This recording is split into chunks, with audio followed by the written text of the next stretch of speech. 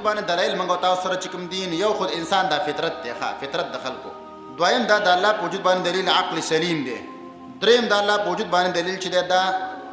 ادله د کون دی چې د ویل کی کتاب مفتوح سره روزي بار اسمان او تخکار کیږي زمکه خکار کیږي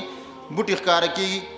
کتابونه په دوه قسم دي یو ته ویل کیږي کتاب مکنون بل ته ویل کیږي کتاب مفتوح کتاب مفتوح دا عالم دی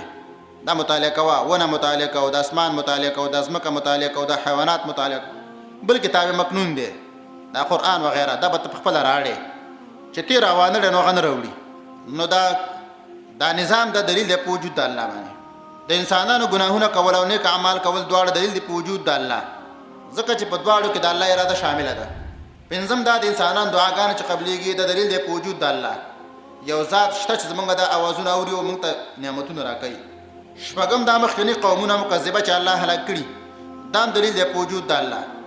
ځکه چې د قومونو د پیغمبرانو مخالفت کوي نو الله یې ستباک کړل کنه ووم دا غوري چې موږ تاسو ګورئ زموږ په دې بدن کې یو ماده ده هغه ته روح وي روح دا روح دغه د وجود خپل دلیل د وجود د الله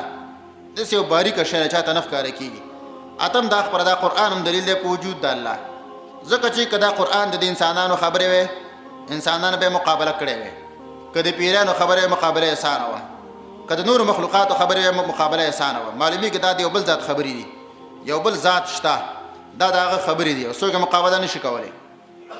نه هم دا چې ګوره د کعبه چې د کعبه وجود علماء دلیل دی په وجود د الله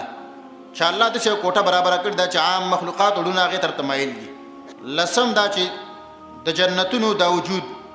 الله د سناشنا ناشنا جنتونه برابر کړی دي لوی لوی پراخه دولی خولي دا دلیل دی په وجود د الله باندې